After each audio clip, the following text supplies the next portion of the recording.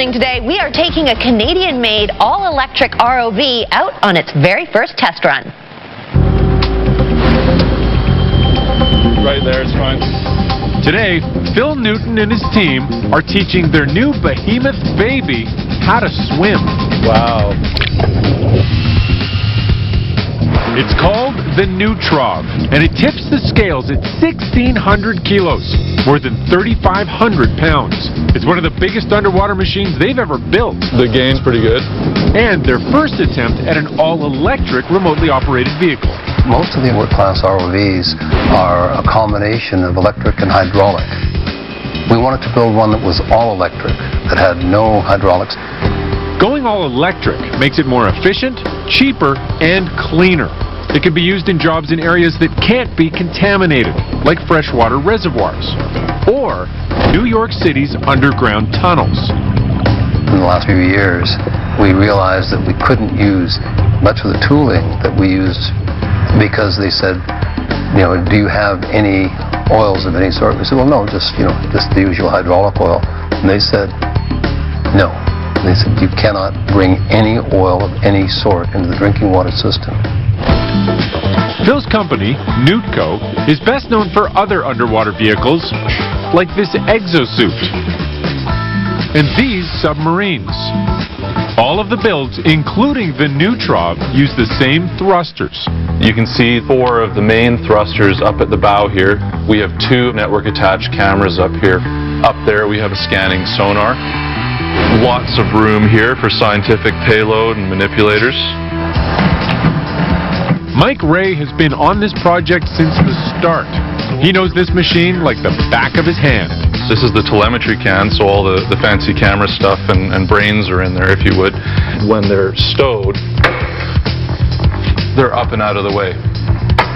On the top of the vehicle, you can see where the umbilical connects. And this provides all the power and all of the traffic to and from the vehicle. We've seen it sitting still in the shop for a year, but we do expect in the water it's going to be quite snappy. So we're looking forward to seeing that. Today, the ROV will touch water for the very first time. And this team will finally find out if a year's worth of work has paid off. We have some very simple things we want to see as how well it floats, and some very advanced features that we also want to test for the first time. As simple as it sounds, the most crucial thing is the payload and how well it floats. When we put it in the water for the first time, if it floats well, we'll add a little bit of lead to it. The more lead we add, the better off we are.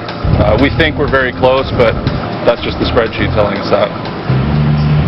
Once secured to a crane, it's lowered down bit by bit.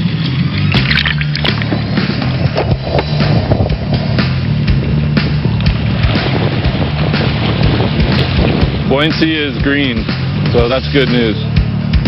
Now that they know it can float, I'm going to give it a 360 to take that twist out. they test the handling and control. While Mike's on the wheel, all of the load right now is vertical thrusters. How much load do we got? Mark and Phil are glued to the screens. Start rotating in a clockwise circle. We have our sonar and then our camera feeds. This is the debug window. This is monitoring the ROV's IMU, and this is for controlling the ROV, changing different settings and parameters. While Mark runs through his checklist, the Neutrov dunks in a few more times, putting on a show for curious onlookers and for Phil. Pretty damn cool, I'd say. When you build something new like this and the water comes up over your head and you think, wow, it works. And that's a tremendous rush. And that's why I enjoy what we're doing so much, because it's a kind of a feeling that you never get over. The maiden swim is a success. The vehicle handles really well. We're really pleased with how snappy it is. The autopilot and fly-by-wire features are very responsive, and that's with only minimal tuning. Next, we're going to start working with clients to equip the vehicle for real work. So that'll be adding manipulators, additional instrumentation to do science, to do oil field work, whatever the first job is. All right, now an invention from the other side of our country, all the way from Newfoundland. Scott Stevenson is here with